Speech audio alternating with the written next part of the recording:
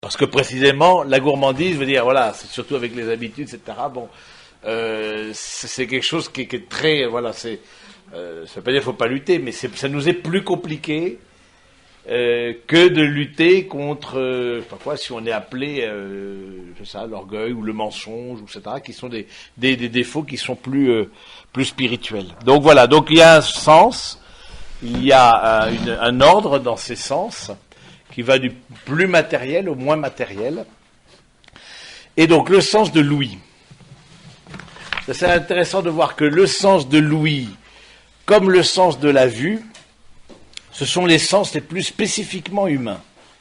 Ce sont ces deux sens qui sont intimement liés au développement de l'intelligence et à la structure des émotions. C'est intéressant de voir ça, au fond, c'est autant, vous vous rappelez, hein, quand on parlait du sens du toucher, le sens du toucher, ça donne le sens de l'être, mais c'est sans interprétation, sans médiation, c'est immédiat. Alors que l'ouïe, et a fortiori la vue, demande une interprétation, demande demande l'activité de la raison. Et est lié au sens de l'ouïe le besoin d'apprendre et de communiquer. C'est donc lié à la parole. Hein, le sens de l'ouïe perçoit, donc on est dans l'intro. Vous avez la feuille, là, j'aurais dû préparer un PowerPoint magnifique, mais je ne sais pas manier ça, donc je sais encore écrire à peu près. Donc l'ouïe, vous avez là la première partie, on mettra la deuxième partie à côté. Ça c'est donc intro, on est dans l'intro. Le sens de l'ouïe, donc, répond c'est le sens de la parole, qui est l'outil indispensable pour la communication et l'apprentissage. Donc ça répond autant le sens du toucher répond aux besoins de sécurité, autant le sens de l'ouïe répond aux besoins d'apprendre et de communiquer. Le sens de l'ouïe perçoit tous les sons et tous les bruits.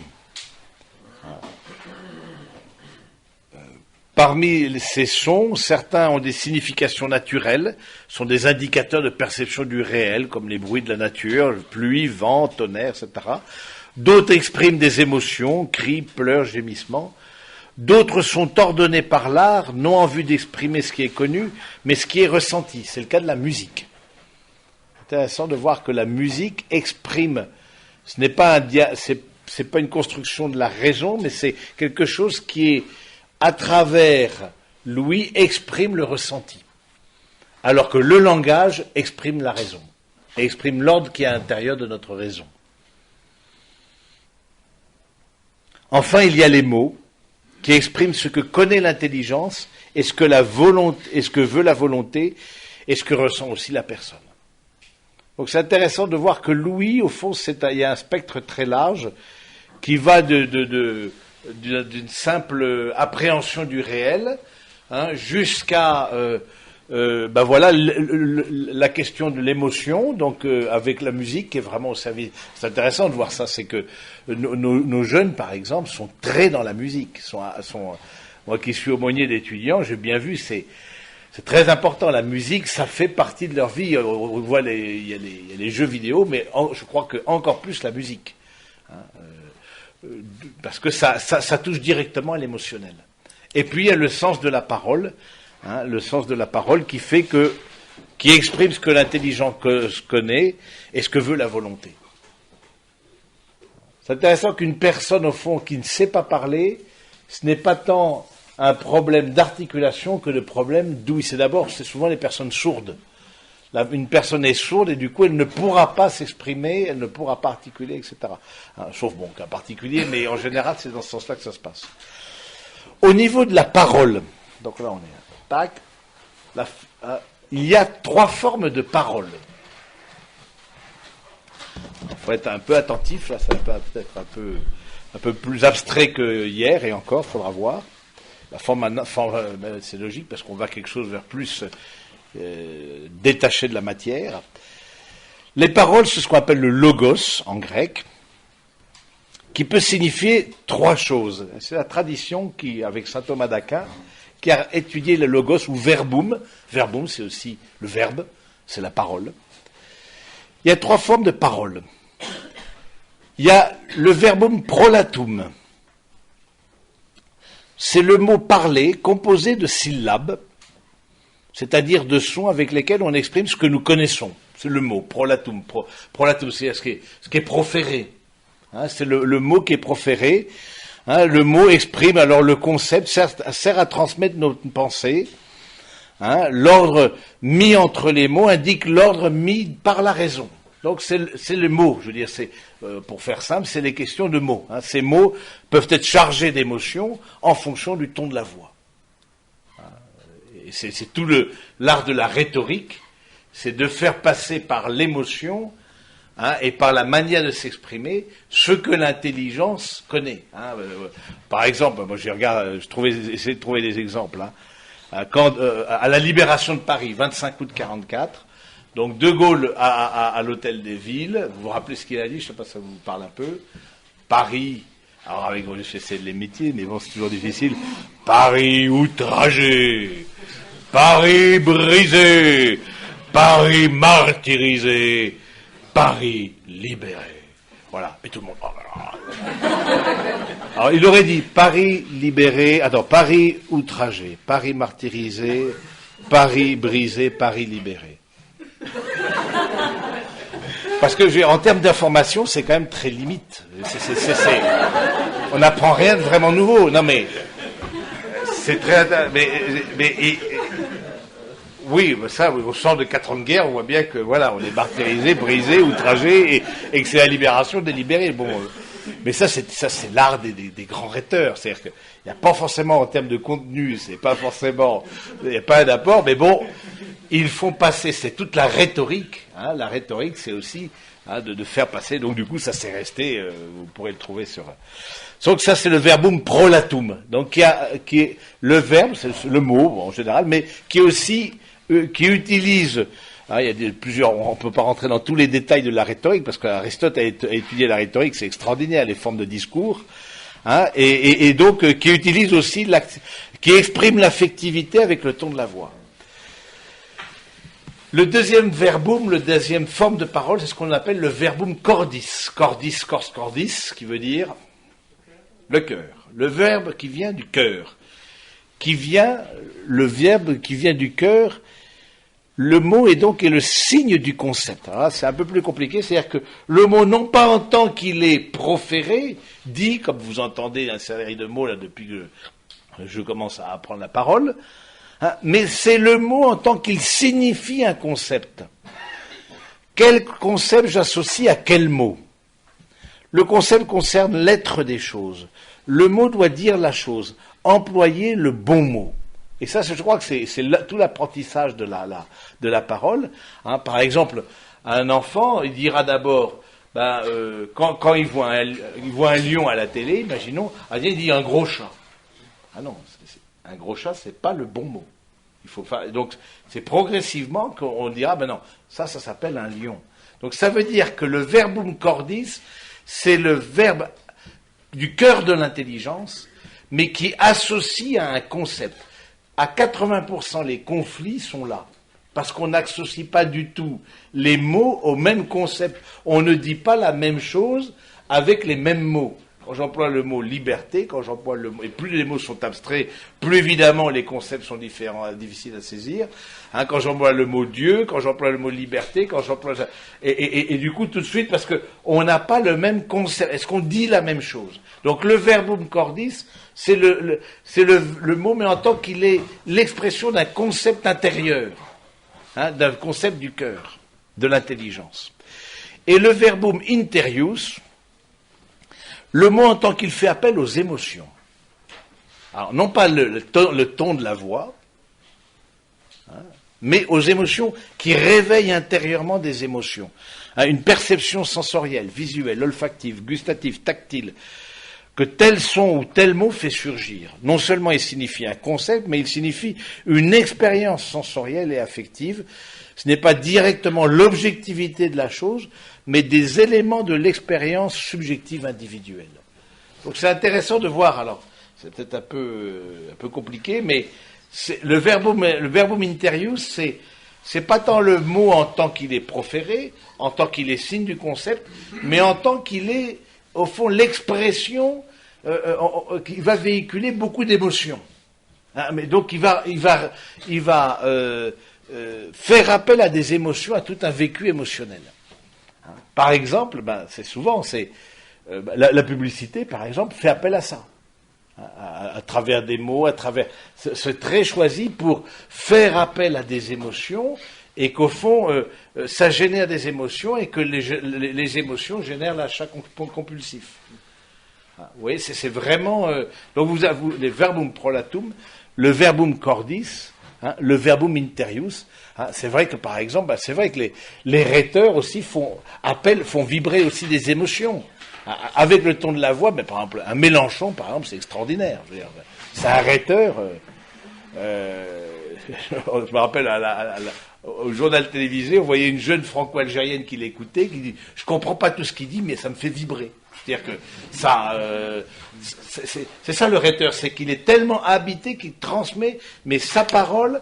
Alors quand on voit les concepts, c'est courage Fillon, mais quand on voit ensuite au fond, tous ceux qui font appel, bien souvent des personnes qui sont favorables à des styles comme ça, je pense Mélenchon, mais bon, ça pourrait être d'autres. Mais il n'y a pas beaucoup de rhéteurs en ce moment. Hein. Après la mort de Georges Marchais, par exemple, on a perdu beaucoup, parce que Georges Marchais, parce qu'il il touche des émotions, il met en place des émotions, il réveille par sa parole tout un monde intérieur. Alors voilà. Maintenant, je vous pose une question. Quand on dit « le Verbe s'est fait chair », de quel verbum il s'agit?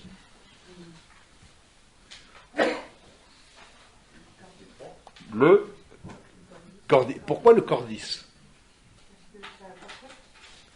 Oui, alors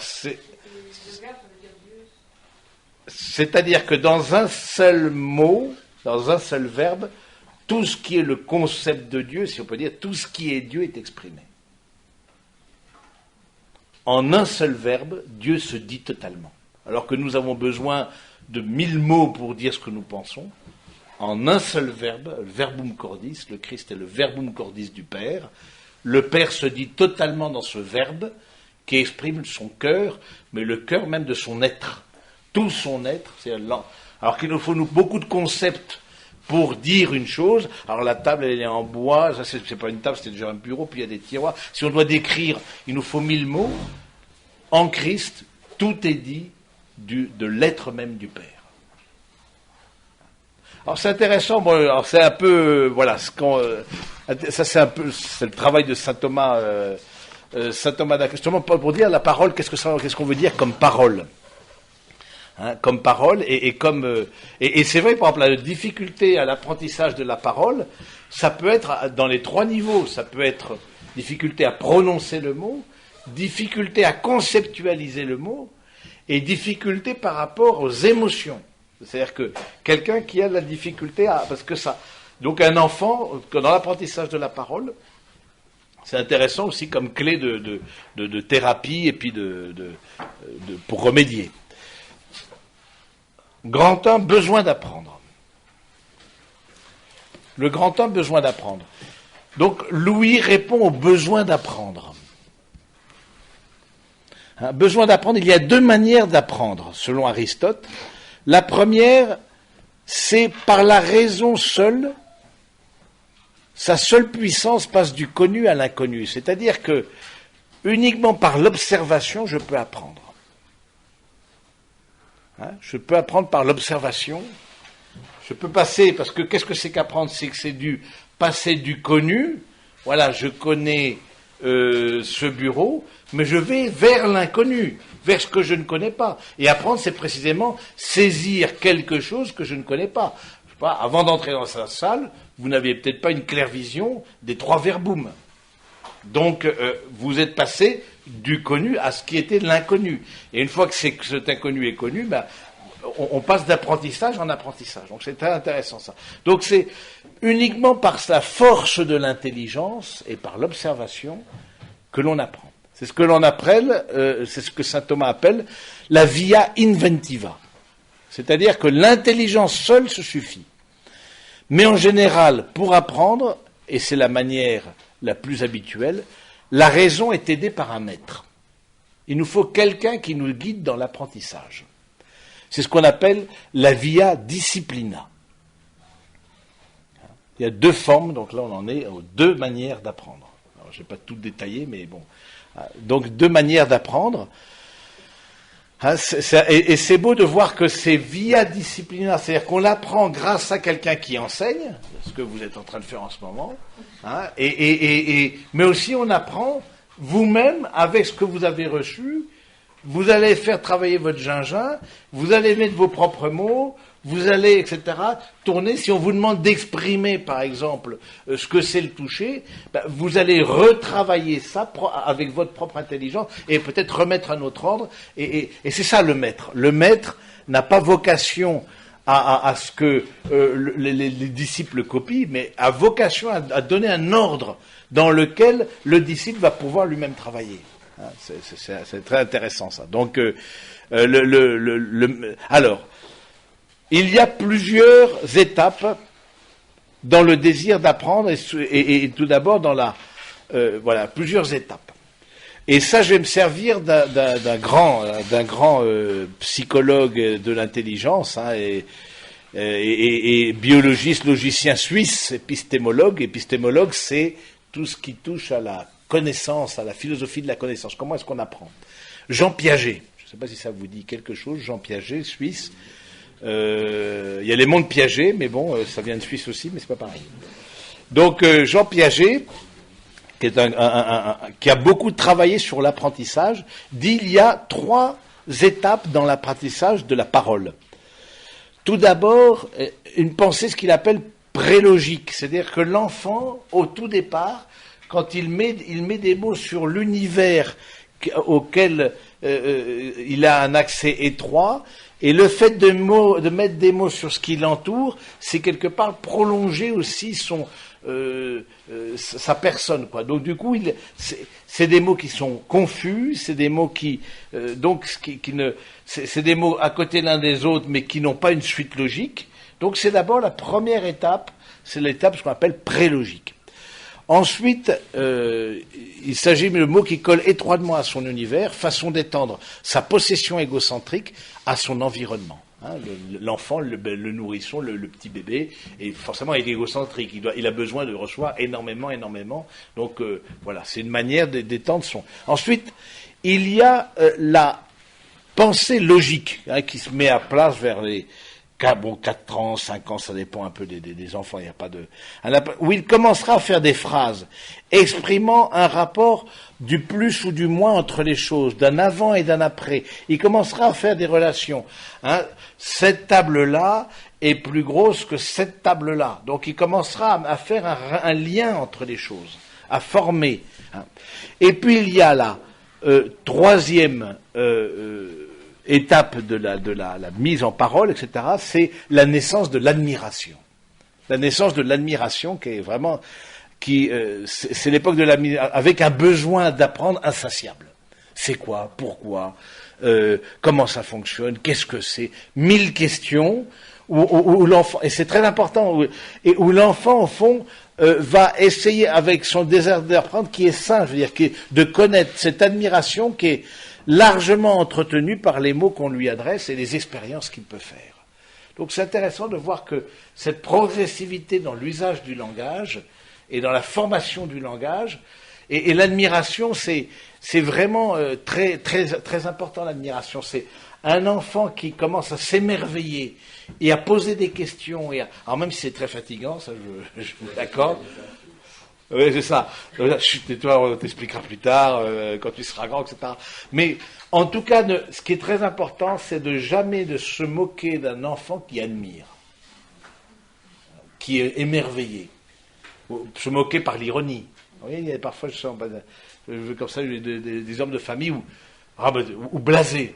Ça, c'est évident. Voilà. Oui, quelque part, on tue son admiration. On la blesse. On blesse son émerveillement. Face à ce qui nous... ça c'est déjà fait. Ça c'est... Voilà. Et ça c'est pas bon. Parce que du coup ça n'aide pas, parce que c'est au principe de la philosophie et l'émerveillement. Au principe, c'est qu'est-ce que c'est? C'est quoi? C'est l'admiration.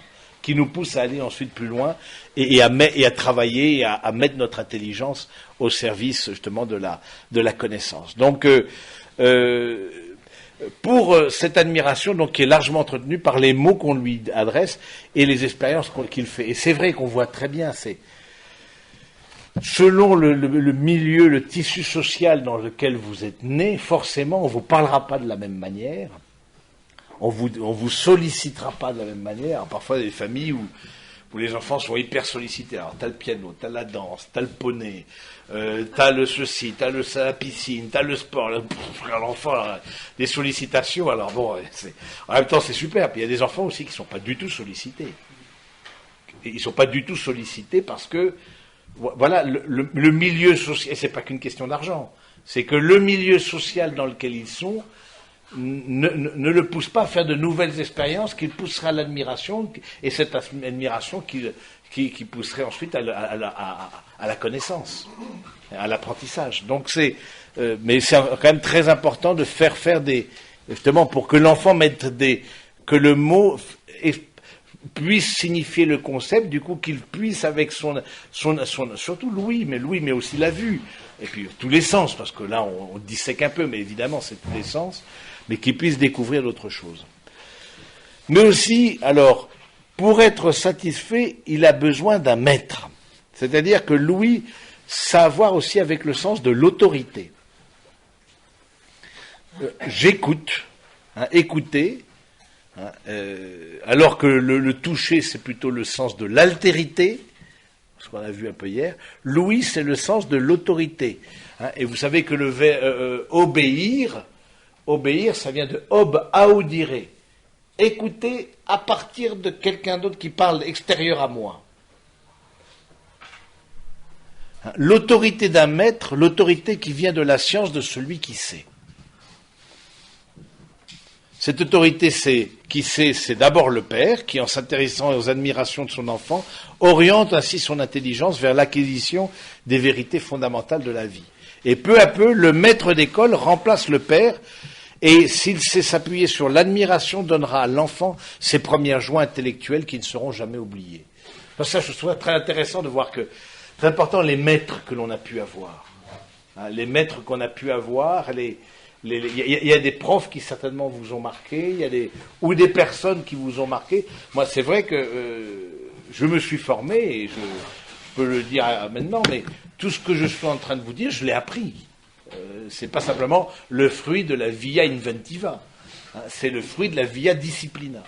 Et je me suis mis vraiment à l'école de quelqu'un qui compte aussi beaucoup pour moi, qui est Aline Lisotte, une femme qui a travaillé, qui a été prof à l'IPC où j'ai appris la philo. Vous savez que quand on est prêtre, on fait d'abord philo, ensuite théologie. Et c'est vrai qu'elle a ouvert mon intelligence. J'avais quel âge, 28 ans, 29 ans, comme quoi il n'est jamais trop tard. Et elle a ouvert mon intelligence. La philosophie, moi, ça m'a juste ébloui. Complètement ébloui. Donc du coup, ces joies intellectuelles. Alors c'est vrai que la joie intellectuelle demande plus de travail. Vous tondez votre pelouse, vous finissez. Sympa. Non mais c'est vrai. Non mais les frères, par exemple, nous dans notre communauté, on est plus du côté de la pelouse, si vous voulez. Donc, mais les frères, pour faire travailler parce qu'il faut beaucoup travailler pour arriver à une joie intellectuelle, à une joie de l'esprit.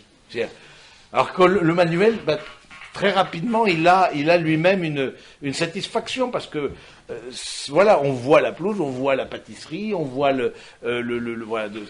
Mais la joie intellectuelle, ça demande une ascèse. Mais ça demande d'être disciple. Donc ça demande une obéissance. Et c'est que souvent, après pas mal de travail, que tac, on a fait le lien, on a percuté. On fait Donc je crois que c'est... En tout cas, je vois beaucoup à cette femme, et je m'inspire largement de ses enseignements, parce que apprendre, c'est monter aussi sur les épaules des autres. C'est pas tabula rasa de Descartes. C'est pas on fait table rase, rien n'a existé avant moi, et puis tiens, il y a l'être, il y a le bien, il y a le vrai. Non, d'autres ont réfléchi avant moi. Et je crois que le fait d'apprendre, c'est de rentrer dans une attitude de disciple, hein, mais de disciple avec un maître. Alors c'est intéressant la question du maître. Alors, voilà. La question du maître, en fait, c'est le maître qui donne les joies, qui donne une joie intellectuelle, fournit à l'intelligence une orientation pour la vie. Le vrai maître communique à l'intelligence du disciple l'ordre qu'il a mis dans sa propre pensée. Au fond, être disciple, c'est saisir l'ordre que met l'autre dans sa pensée. C'est-à-dire que c'est pourquoi vous faites ça et pourquoi, un peu comme vous m'avez posé la question, mais pourquoi on commence par le toucher, on va vers l'ouïe, on va vers la vue. C'est qu'il y a un ordre. Mais le maître, donc, c'est celui qui dit et qui transmet l'ordre qu'il a dans sa propre pensée, l'ordre qu'il met entre les mots, l'ordre qu'il met entre les concepts. Et donc, du coup, et cet ordre-là, celui qui s'en empare ensuite, évidemment, va retravailler. Mais il va retravailler avec un ordre qui va l'emmener plus loin. La manière dont je vous présente les sens n'a rien à voir avec la manière dont Aline Lisotte, c'est une consacrée, une oblate de bénédictine, laïque, hein, mais à présenter les choses. J'ai repris, mais il y a quelque chose de l'ordre dont je me suis emparé et qui me permet maintenant d'exprimer et de dire les choses à ma manière. Hein. C'est là où on voit que c'est très important les maîtres. Hein, les maîtres que l'on a et que les enfants ont. Alors bien sûr, il y a un film qui est magnifique là-dessus. Le cercle des poètes disparus. Ah, on fera peut-être une session avec des films, on verra, parce que non, mais c'est extraordinaire, les films, parce que le cercle des poètes disparus. Alors, j'ai revisionné la fameuse, alors déjà, pour vous dire, un maître, vous vous rappelez un peu le cercle des poètes disparus, c'est sorti en 89, vous étiez plus jeune, moi aussi, vos folles années, et donc, on voit ce John Keating, monsieur Keating, qui est prof de littérature, prof d'anglais, mais prof de littérature, parce que ça se passe aux États-Unis, et qui arrive dans une université américaine extrêmement stricte, hein, et qui, en face de lui, a des élèves, etc., dont un élève, Mr. Anderson, hein, qui est grand timide, etc., et il va complètement l'ouvrir, l'épanouir, mais ça va mal se terminer. Mais d'où c'est très intéressant. Et par exemple, vous voyez, il dira, il y a dans les dialogues là, peu importe ce que pourra vous dire les mots, les idées peuvent changer le monde.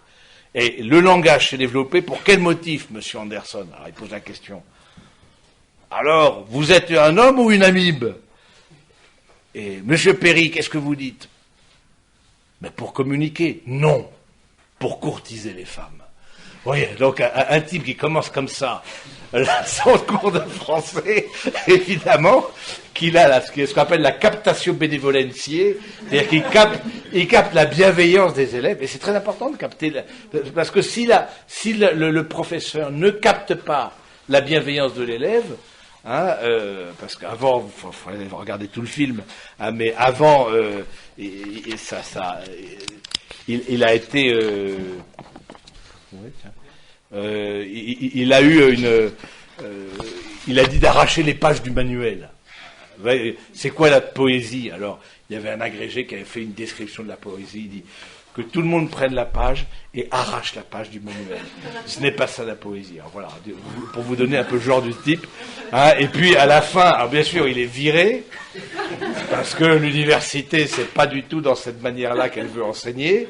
Hein, et puis ils avaient appris ensemble un poème de Walt Whitman, Ô capitaine, mon capitaine. Vous vous rappelez cette période, Ô capitaine, mon capitaine, lève-toi, entends les cloches, lève-toi, c'est pour toi le drapeau hissé, pour toi le clairon vibrant, pour toi bouquet et couronne enrubannées, pour toi les rives noires de monde, toi qu'appellent leurs masses mouvantes aux faces ardentes tournées vers toi. Tiens, capitaine, père chéri, passe mon bras sous ta tête, c'est quelques rêves que sur le pont, tu es étendu, mort et glacé. Alors, voilà, ça continue. Alors, au capitaine, mon capitaine. Et puis, quand le Keating est viré, il vient chercher ses affaires. Il tape à la porte. Vous vous rappelez tous Et alors il commence à dire, le prof qui a dit, oui, monsieur Keating, venez chercher vos affaires, est-ce que je reviens? Non. Donc il vient, et puis à la fin, il y en a un qui il est en train de pas chercher ses affaires, il fout derrière, et il repart en silence, le nouveau prof qui lui insiste pour apprendre la page que l'autre a arrachée, évidemment, le nouveau prof est là, et puis à un moment donné, Anderson qui était son grand disciple, se met debout sur le pupitre, « Oh capitaine, mon capitaine », et puis tous, c'était extraordinaire.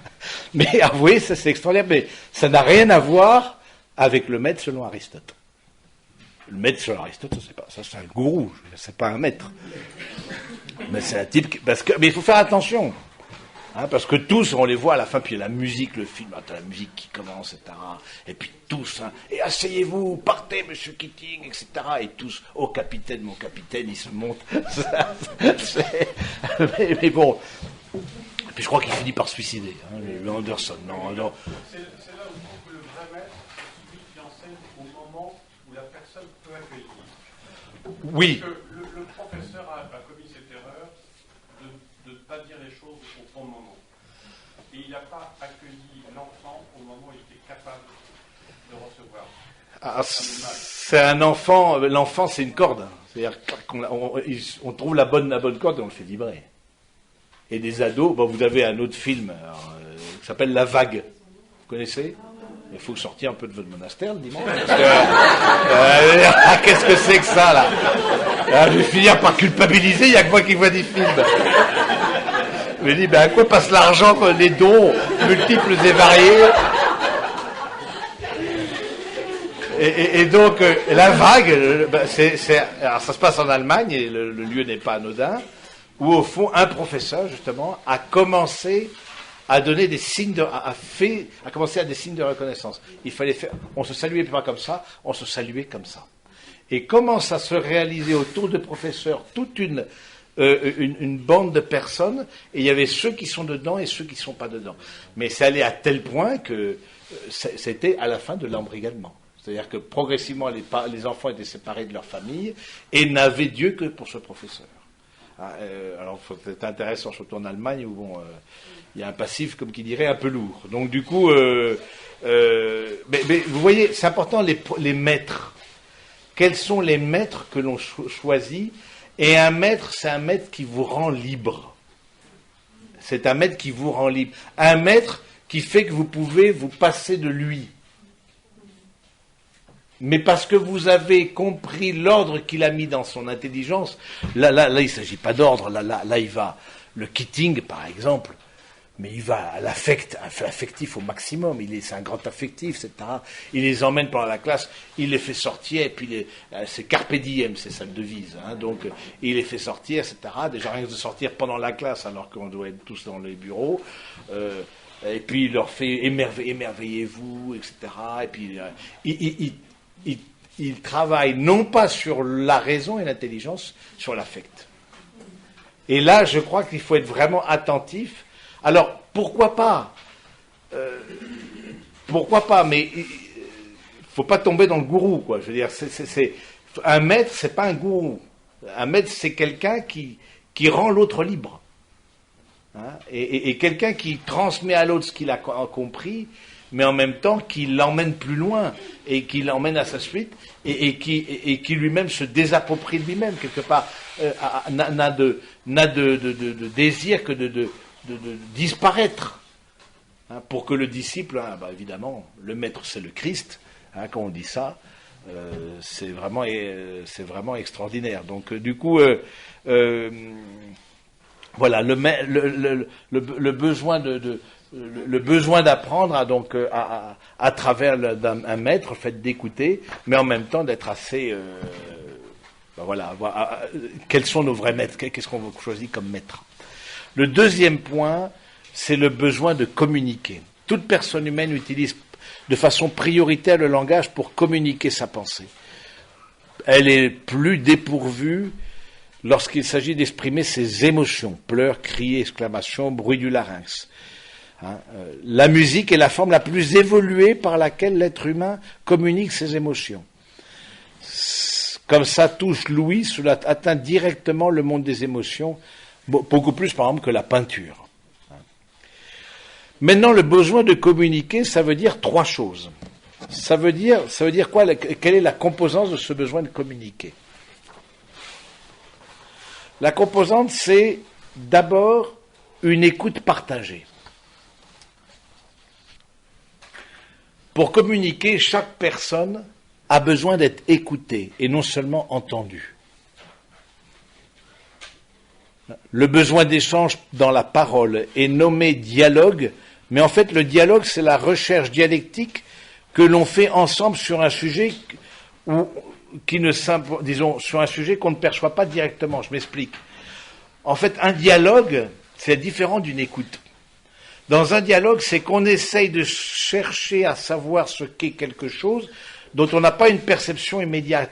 Donc on se met autour de la table et on essaye face à un objet, voilà, on se dit de quelque chose de nouveau, voilà. On dialogue, chacun apporte son point de vue pour découvrir et mettre le bon concept sur le bon mot. Parce que ça ne s'impose pas, ça ne vient pas automatiquement. Ce n'est pas un rouleau de scotch, il n'y a pas besoin de 36 dialogues. Mais il y a des réalités, évidemment. Plus c'est abstrait, plus c'est compliqué, plus c'est vers l'inconnu, plus il faut du dialogue. Mais attention, la communication n'est pas le dialogue, elle commence par l'écoute. L'écoute qui fait que le besoin donc d'échange, ce besoin d'échange, qui va faire que la personne va pouvoir se livrer. Et c'est intéressant de voir ça, de voir qu'au fond, quel est le premier commandement? Écoute Israël. Écoute Israël, en Exode 23, écoute Israël, le Seigneur notre Dieu est un seul Seigneur. Tu aimeras le Seigneur de ton Dieu, de tout ton cœur, de toute ton âme, et de toute ta pensée, et de toute ta force.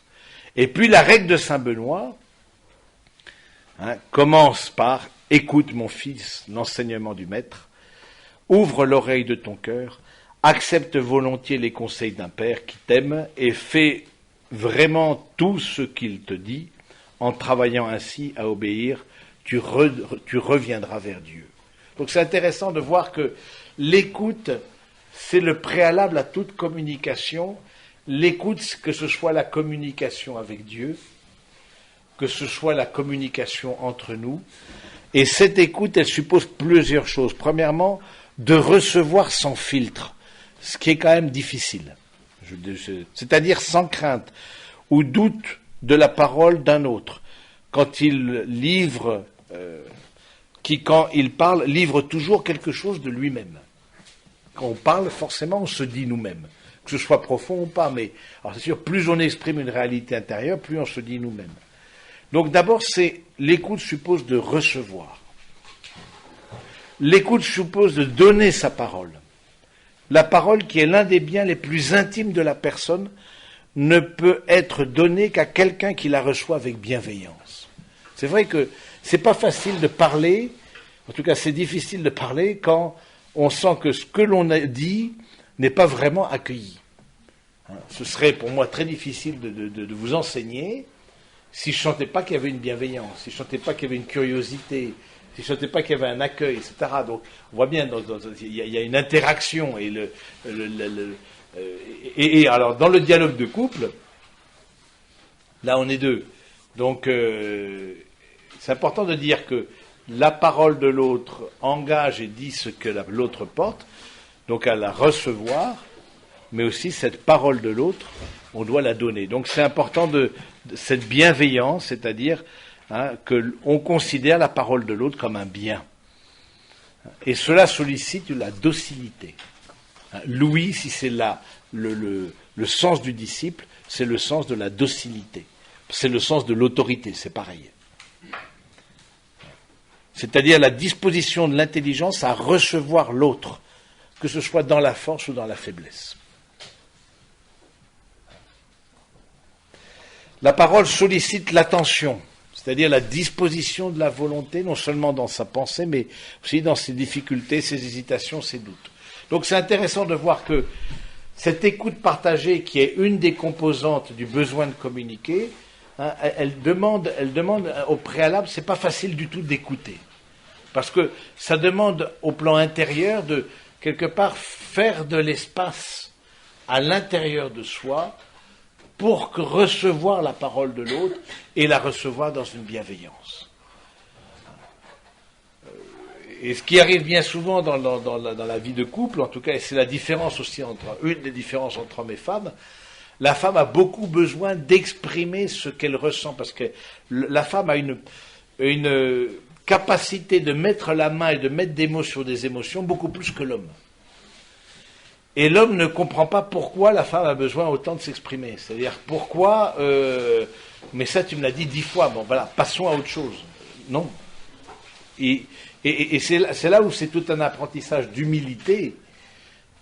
Et si la femme, elle n'arrive pas à exprimer ce qu'elle porte en elle-même, à exprimer, et qu'elle sent en face d'elle, c'est pas une docilité, mais un désintérêt, non, ça ne concerne aucun d'entre vous dans la salle, bien sûr. Donc, mais donc, du coup, c'est compliqué pour elle. C'est compliqué pour elle, mais ça peut être aussi des hommes qui sont plus, mais c'est plus généralement féminin, hein, d'avoir ce besoin d'exprimer. Voilà, j'ai ressenti ça, j'ai vécu ça, avec les enfants, il s'est passé comme ça. Alors, bon, il faut aussi un temps de parole, aussi, parce que ça aide aussi à ce que chacun puisse s'exprimer. Mais voilà, c'est important de donner, accueillir la parole de l'autre, c'est accueillir son intimité, hein, et donc avoir des conditions pour cette écoute partagée. Mais c'est aussi un signe de communion. Deuxième point, vous l'avez là, tac, écoute partagée, signe de communion. Hein, si vous êtes perdu un peu dans le plan, hein, la parole échangée demeure sans être le seul, mais c'est l'un des grands signes de sociabilité de l'homme. Hein, Aristote le confirme en disant, et là je vais vous lire un passage d'Aristote dans le livre de la Politique, si l'homme est infiniment plus sociable que les abeilles et tous les autres animaux qui vivent en troupe, c'est évidemment, comme je l'ai dit souvent, que la nature ne fait rien en vain.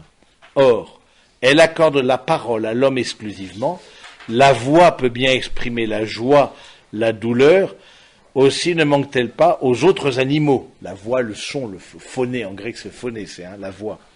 Hein, parce que leur organisation va jusqu'à ressentir ces deux affections et à se les communiquer. On a vu, hein, toute la partie affective, tout ce qui est en dessous d'intelligence et volonté, on l'a en commun avec les animaux, en particulier avec les mammifères. Mais la parole, verbum, hein, là on parle du verbum, du logos en grec, il y a phoné et logos. Hein, la parole est faite pour exprimer le bien et le mal, et par suite aussi le juste et l'injuste. Et l'homme a ceci de spécial parmi tous les animaux, que seul il conçoit le bien et le mal, le juste et l'injuste, et tous les sentiments de même ordre, qui, en s'associant, constituent précisément la famille et l'État. Donc c'est intéressant de voir que c'est le signe de la communion, la parole. Et évidemment, c'est le début de la communion. Il n'y a pas de communion sans parole. Et là, on refait le lien, mais toute alliance, toute communion commence par une parole. Hein.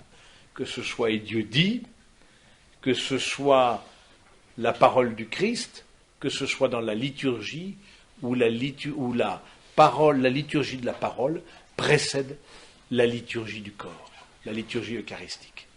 Hein. Et si on est assis pendant qu'on écoute, justement parce qu'on veut être, c'est le signe, à travers cette position du corps, que l'on est un disciple. Donc c'est intéressant de voir que la parole, hein, elle est le préalable à toute communion. Et le mutisme est le préalable à toute division. Pour faire tomber la violence, c'est intéressant parce que je ne me rappelle plus où j'avais vu ça, mais il y a des personnes qui sont spécialisées dans les conflits, et dans les conflits très violents, etc. Et disent, tant qu'on parle, ça va. Je ne me rappelle plus le nom de la personne. Tant qu'on parle, voilà, tant qu'il y a une parole, ça veut dire aussi que quelque part on contient la violence. Mais c'est quand il n'y a plus de parole que la violence arrive. Et c'est très intéressant de voir dans l'évangile de la femme adultère,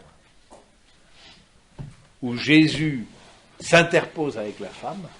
La femme, c'est pas parce que c'est une femme, c'est l'humanité qui est adultère. De même hier, quand on a lu le très beau passage de la femme chez Simon le pharisien, c'est l'humanité qui se met au pied de Jésus.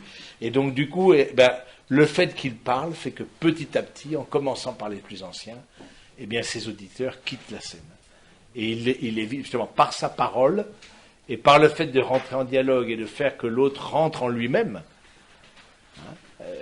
Parce qu'il écrit, c'est le seul moment où Jésus écrit, comme Socrate qui n'a rien écrit. Jésus n'a rien écrit si ce n'est l'Écriture dit, il trace des traits sur le sable. Contrairement aux scribes qui passaient leur temps à écrire, Jésus n'a jamais rien écrit. Alors ces traits, alors voilà, vous avez toutes les interprétations possibles et imaginables, mais en tout cas c'est très intéressant de voir que, au fond, la parole est le signe de la communion. Et c'est pour ça aussi que le fait que la parole précède le corps, j'en parle souvent aux fiancés, mais sans grande illusion, le fait que la parole précède le corps, c'est que le corps, c'est la parole la plus forte. Mais qu'il y a d'autres formes d'intimité, entre l'intimité de la parole. Parce que premièrement, la parole, et le corps viendra exprimer ce que la parole a dit, la parole dans le sacrement et la parole qui se fait chair dans l'union intime des époux. Et donc moi je trouve ça très inspirant, très lumineux, très, très beau, cet ordre de l'amour qui commence toujours par la parole. La parole manifeste l'appartenance à un groupe, on est toujours dans la communion, à une culture transmise par l'éducation. Appartenir à une nation, c'est en parler la langue, vaste sujet. Non seulement au plan grammatical, mais aussi des idiomes. L'idiome, c'est-à-dire le parler propre à un pays, à une communauté, à une région. Des idiomes. C'est vraiment on est du coin parce qu'on a la bonne expression au bon moment. On comprend la personne. Je vais vous donner un exemple. Je vais à la boulangerie, souvent dans le Midi, là, donc à côté de Toulon, on a une maison de famille. Je vais à la boulangerie et la boulangère dit, donc c'était vraiment un local de l'étape qui était là en face de moi, j'apprends toujours des expressions. Quand je vais dans le Midi, il y a des idiomes extraordinaires. Et elle dit, voilà, c'est 2,37 €. Et lui sort, monsieur Sode, j'ai juste la pointure. Mais il ne fallait pas regarder les chaussures, je veux dire, c'est juste la pointure, donc, celui qui dit juste la pointure qui regarde les chaussures, il a rien compris, quoi. Mais ça, faut vraiment, vous voyez, ça demande énormément d'où quand on est étranger, pour dire j'ai juste la pointure, et avec l'accent en plus, mais il y a des trucs extraordinaires. Dans le Midi, c'est plein d'idiomes. Alors voilà, du coup, ça veut dire aussi comprendre les idiomes, aussi dans une communauté scientifique, dans une entreprise, etc. Il y a des idiomes. Troisième point, le besoin de communiquer, écoute partagée, signe de communion, construction de la personnalité, je terminerai avec ça. La communication d'une parole positive est indispensable chez l'enfant et l'adolescent à la construction de la valeur positive de l'ego. C'est la parole du père, et ça je crois que c'est très important de vous dire, vous comme père, votre parole est irremplaçable. La parole du père qui a une place privilégiée, et qui donne à l'enfant le sens du réel, l'accueil gratifiant de sa personne. La parole du père, c'est cette parole du père qui construit qui met l'enfant debout aussi, qui le met au monde. Le père a cette vocation de sortir en dehors, comme on l'a vu, et de le mettre au monde. Et j'aimerais lire, ça va, on a le temps, j'aimerais lire un texte de Milton Erickson. C'est intéressant, un psychologue, page 309, Milton Erickson, un grand psychologue et psychiatre américain, en 1901-1980, qui avait fait une étude auprès des Indiens Cheyennes. Alors, je vous lis un peu les fruits de son explication. Le docteur Ruth Underhill me parla d'une longue observation du comportement d'un groupe d'anciens chez les Indiens Cheyennes en Arizona. Le maître de maison demanda à sa petite fille de 3 ans de fermer une porte. La porte était lourde et difficile à fermer. L'enfant essaya, mais elle ne put la mouvoir. Plusieurs fois, le grand-père répéta « Oui, ferme la porte ». Personne ne se précipita au secours de l'enfant, personne ne prit la responsabilité à sa place. D'un autre côté, il n'y eut aucune impatience, après tout l'enfant était petite. Tous restèrent gravement assis, attendant que l'enfant réussisse et que son grand-père lui remerciait. Tous présumaient que cette tâche ne lui aurait pas été demandée si elle n'avait pas pu l'accomplir, et comme elle lui avait été demandée, elle en avait, elle seule, la responsabilité, comme si elle était une femme adulte. Le point essentiel de cette éducation est que dès l'enfance, l'enfant est formé à participer à la responsabilité sociale et qu'en même temps, les tâches qui lui sont demandées sont adaptées à ses capacités. Le contraste avec nos sociétés est grand. L'enfant dans nos sociétés industrielles n'a aucune participation au travail, exception faite quand il est en concurrence avec l'adulte, le travail de l'enfant. Son travail n'est pas mesuré à sa force et son habileté, mais aux exigences exorbitantes des besoins de l'industrie. Même quand nous louons ce qu'un enfant accomplit au foyer, nous sommes outragés si une telle louange est prise comme étant du même ordre que la louange adressée aux adultes. L'enfant est loué parce que les parents sont bien disposés, peu importe que la tâche soit bien faite selon le critère de l'adulte. Ainsi, l'enfant n'acquiert aucun critère sensible par lequel il peut mesurer sa performance. La gravité d'une famille d'Indiens Cheyennes, célébrant cérémonieusement la première fois où le petit garçon capture un oiseau des neiges, est très éloignée de notre comportement. À sa naissance, on donne au petit garçon un arc et des flèches, le tout taillé à sa stature, et fait spécialement pour lui par les hommes de la famille. Il est graduellement entraîné à capturer animaux et oiseaux, en commençant par ceux qui sont les plus aisés à prendre. Au fur et à mesure où il capture le premier animal d'une espèce différente, sa famille lui fait une fête, acceptant ainsi sa contribution aussi sérieusement que le bœuf que son père rapporte. Quand finalement il tue un bœuf, c'est seulement la dernière étape de son enfance, non un nouveau rôle d'adulte différent de ce qu'il aura été durant toute son enfance. Donc c'est intéressant de voir que ces rituels, moi je suis, ces rituels, c'est-à-dire que voilà, tu as ces étapes, cette parole qui a été donnée à cette petite fille, jusqu'au moment où elle arrivera à repousser, où chaque année on lui redira sa parole. Cette parole qui a été donnée au garçon, c'est-à-dire tu vas chasser, et progressivement, cette parole, eh bien, elle construit la personnalité. Et ça, je trouve ça assez intéressant d'avoir des exemples dans d'autres cultures. Surtout que dans nos cultures, je trouve ça manque aussi beaucoup des paroles qui manifestent des étapes. Moi, je vous encourage beaucoup aux célébrations dans les familles, où on célèbre. Alors, on célèbre l'anniversaire, mais je crois qu'aussi on peut célébrer, voilà. On a perdu ce sens de la fête, au fond. La fête, c'est à gogo, etc. C'est s'éclater. C'est pas ça, s'éclater. Dieu agit par attraction, alors que le monde agit par distraction. Et donc, nous, au contraire, nous sommes invités à célébrer chaque étape de l'enfant. Ah bah oui, tiens, super, par quoi tel. Alors, sans tomber, il ne faut pas non plus célébrer toutes les 2 minutes, sinon la célébration tue la célébration. Mais ces paroles qui sont données et qui construisent l'enfant, qui le mettent debout, je trouve ça absolument irremplaçable et quelque chose de vraiment extraordinaire. La parole donc construit la personnalité dans la détermination sociale de la sexualité, c'est-à-dire qu'il se place dans un groupe comme homme ou comme femme. C'est le sens de l'autorité, tout ça la parole du Père, avec l'initiation par la parole aux valeurs fondamentales, la rectification dans l'agir, encouragement à se réaliser comme personne. Et ça, je pense que les pères ont un rôle tout à fait particulier dans cette parole d'encouragement, dans cette parole de voilà, c'est bon, va plus loin, mon fils, je suis avec toi. Tu te casses la gueule, c'est pas bon, on recommencera. Pour ça, les Américains, moi, je trouve, ils sont hyper fiers d'eux. Je dis, mais c'est génial, alors que le type, c'est magnifique, c'est great. Alors, si on serait aux États-Unis, par exemple, vous m'encourageriez. Jean Vanier, il donne l'exemple d'une conférence qu'il a donnée auprès des Noirs américains. Oui, c'est magnifique. À la fin, il ne pouvait plus en passer une, tellement que, alors vous m'écoutez sagement, silencieusement, etc. C'est une culture. Hein, alors que les Noirs américains, ils sont encouragés, c'est magnifique ce que tu dis. Il y a ce sens de l'encouragement, qui est vraiment très beau, je trouve, et qui nous manque, même de l'encouragement dans l'échec. Je veux dire, quelque part, tu n'y es pas arrivé, mais ce sera next time, voilà. La prochaine fois, tu vas y arriver. On y croit. Mais c'est pas grave. C'est ce côté-là qui fait qu'on entreprend, ce qui fait que aussi que...